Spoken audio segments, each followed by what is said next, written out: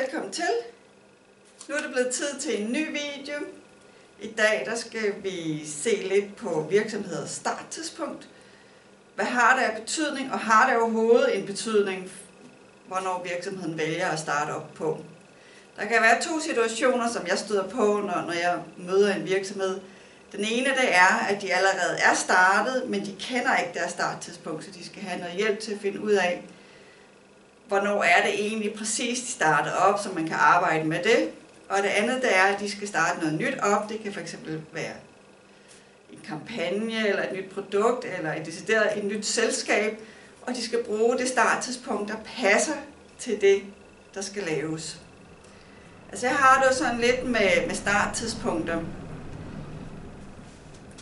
Jeg ved godt, at der er nogle folk, der synes, det er tilfældigheder, og det er lige meget, det har ikke nogen betydning, men det kan man jo så drage konklusioner, når man har kigget på den her case story i dag, hvad man vil. Men man vil jo aldrig, hvis du starter en maskinefabrik op, så vil du jo aldrig ringe til en maskinforhandler og sige, jeg skal bruge en maskine. Hvad skal det være for en slags? Du sender mig bare en eller anden, den der passer. Altså, du sender mig bare en eller anden, den du synes, jeg skal have. Jamen, skal det ikke passe til det, du skal lave? Du sender mig bare en. Jeg tager, hvad jeg får. Det er sådan har jeg da lidt med et starttidspunkt. Man skal have det, der passer til ens virksomhed. Og det er lidt det, vi skal kigge på i dag. Jeg har fået lov at bruge en virksomhed i dag som case story. Og jeg synes, det er en rigtig spændende virksomhed, fordi at en meget lille tidsforskel på 10 minutter kan have givet et helt anden virksomhed med den problematik, de står overfor. Den virksomhed, jeg har fået lov at bruge som case story i dag, det er en minkfarm. Den er relativt ny. Den er fra 2014. Det er et ægtepar, der har den, og de har bygget alt op fra bunden.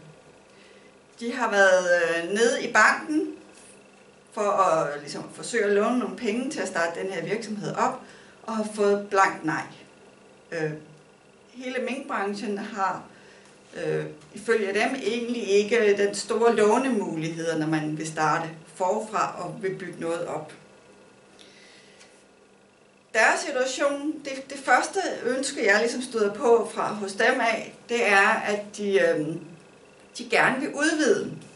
Fordi lige nu er de for små til, at de kan leve af det. Så de har begge to arbejde ved siden af. Så det de egentlig ønsker, at jeg skal kigge på i deres horoskop, det er, at de gerne vil vide, hvornår skal de udvide deres bygninger, så de kan få flere dyr, sådan så i hvert fald mindst en af dem kan komme hjem og gå og passe dyrene. Jeg når næsten dårligt nok at komme i gang. Jeg skal jo selvfølgelig starte med at finde deres starttidspunkt, fordi at den eksisterer jo allerede i forvejen, virksomheden. Og de er som typisk virksomhed, når man spørger dem, jamen, hvornår startede I?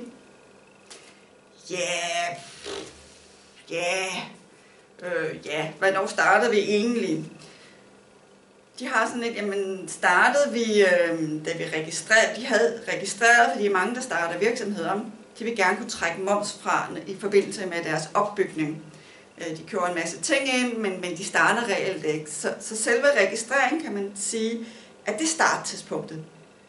Det er det for nogen, når man starter op, når man registrerer for sit CVR-nummer, så er det der, man starter. Det er det bare ikke lige her i det her tilfælde, fordi de skulle bruge registreringen eller CVR-nummeret til at kunne få noget momsfradrag, inden de reelt byggede hele virksomheden op, for så at kunne gå i gang. Så hvornår startede de? Og med lidt arbejde frem og tilbage og i dialog med virksomheden, der kommer vi frem til, at starttidspunktet det er, når de første dyr ankommer til virksomheden. Og sådan lidt, jamen hvornår kom dyrene så? De kom hen og kigge i kalenderen den 19. april omkring ved 2-tiden. Så måtte vi jo så kigge lidt på det og finde ud af, hvor omkring vi landede tidsmæssigt. Det der så sker, når jeg så begynder at kigge på, om de kan udvide, og hvornår det passer i prognosen, at de skal bygge ud, skal de gøre det til næste år, eller skal de vente et par år? Det var sådan lidt det spørgsmålet og problematikken går på. Så sker der det, at der er noget minksygdom, som rammer Jylland, som har været i Jylland, og lige pludselig så kommer den til Fyn og Sjælland. Og de har kontakt med en anden minkfarm her på Fyn, som har fået den, som de har et samarbejde med. Og alle minkfarme skal have taget blodprøver af alle deres dyr, og har de den, så skal hele besætningen slås ned. Så det blev lige pludselig en meget essentiel problemstilling. Har vi sygdommen? Fordi, hvad nu? Fordi der var meget enten eller over det. Fordi enten skulle de slå hele deres besætning ned og starte forfra igen, og ja, der er en forsikring, men den dækker ikke særlig meget af de reelle omkostninger, som det koster at købe nye dyr.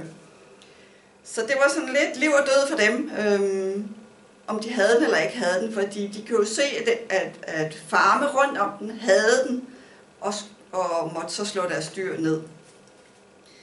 Så det blev et emne, vi kom til at kigge på, og det blev faktisk et emne, der gjorde, at man kan se, hvordan starttidspunkt har en utrolig stor betydning for om det virker for ens virksomhed.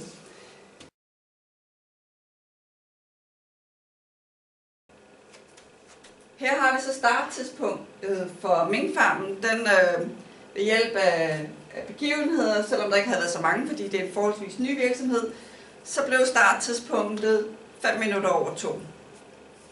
Det vi kan se, hvis jeg lige hurtigt fortælle lidt om det, det er, at vi hernede i tredje hus, der har vi det, vi skal sælge. Der har vi Mars, der har vi Haumea, og der har vi Ceres. Og hele den her klump her, Haumea har blandt andet med, hvis det var en person, så har det at gøre med ens genetiske hukommelse.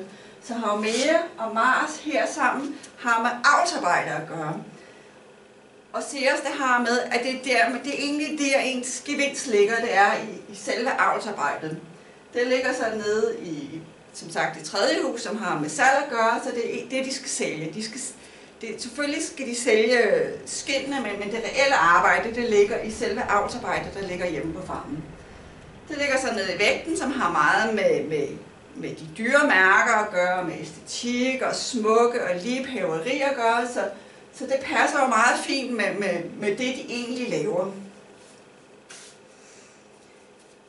Det, de så gerne vil vide lige pludselig ud af det blå, det er, får vi sygdommen? Selvfølgelig får de svaret, når de får blodprøverne, men det er jo sådan et meget stort emne, der lige pludselig fylder op. Så det kigger vi lige på. Og sygdommen, det har at gøre med det her område herovre. Med 6. hus. Og det jeg kan se, det er, at den ligger 6. hus. Der er ikke nogen planeter i 6. hus. Det vil sige, så bliver det herskeren over huset, der får en betydning. Den får i hvert fald en væsentlig betydning. Og vi kan så se, at 6. husspids, den går ned i stenbukken. Det vil sige, det bliver Saturn, der hersker. Det vi kan se, at Saturn den står nede i 4. hus. Og Saturn står i skorpionen. Og skorpionen har meget med undergrunden at gøre. Så man ligger så ligesom under radaren. Og 4. hus, det har med ens bygning at gøre. Så det tyder jo meget på, at selvom der er de farme, der ligger omkring den, så er det som om, at deres farm, den ligger så ligesom under radaren, på grund af den placering, de har. Den trækker sig også en trigon op til Venus i 8. hus. Og Venus har også med penge og materielle værdier at gøre, og en trigon, det er et positivt aspekt. 8. hus, det er faktisk heroppe, hvor man egentlig får sine ressourcer ind i virksomheden, kapitaltilførelsen. Så det ser jo meget positivt ud. Altså det virker jo ikke som om, at sygdomsproblematikken er noget, der giver en negativ kapitaltilførsel. Altså det er ikke noget, der påvirker deres kapitaltilførsel negativt. Tværtimod vil jeg næsten sige, så virker det som om, at de rammer, de har valgt, faktisk egentlig giver en positiv tilførsel af penge udefra, fordi kunderne kommer ind heroppe også. Venus hersker også over deres MC, som er hele deres målsætning. Så der er ikke noget her, der lige umiddelbart viser mig, at det her starttidspunkt giver nogle problematikker omkring sygdom, som egentlig, kan man sige, smadrer virksomhedens økonomi.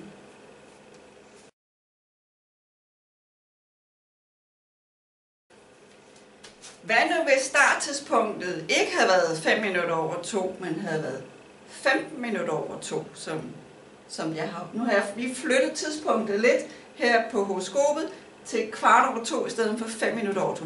Hvad nu hvis det havde været virksomhedens starttidspunkt, i stedet for det starttidspunkt, de egentlig har? Okay, det er jo det samme spørgsmål. De vil jo gerne vide noget omkring den her, får vi sygdommen? Altså, den er jo ret væsentlig for hele deres virksomhedsgrundlag. Okay, 6. hus, det fandt vi ud af. Det her, vi skal kigge på med. Det vi nu ser på de her 10 minutter, der er gået, det er, at 6. husspids, den har rykket sig ind i vandbæren. Det vil sige, nu har vi lige pludselig fået en anden hersker over det her område omkring sygdom.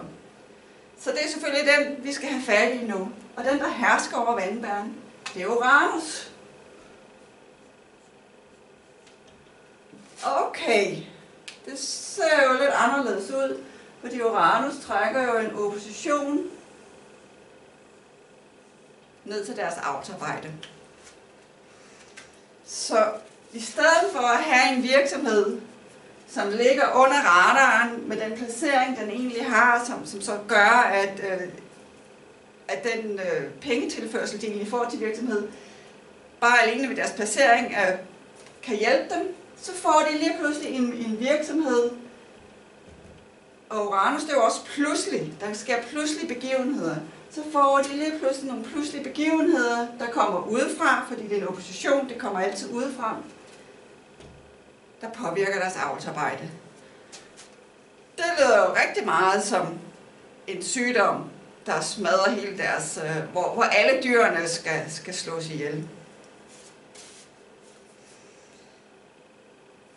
Så for at svare på deres spørgsmål, får vi sygdommen? Nej, det gør I heldigvis ikke, fordi I har et starttidspunkt, der siger 5 minutter over 2, og gudskelov ikke et starttidspunkt, der siger 1/4 over 2.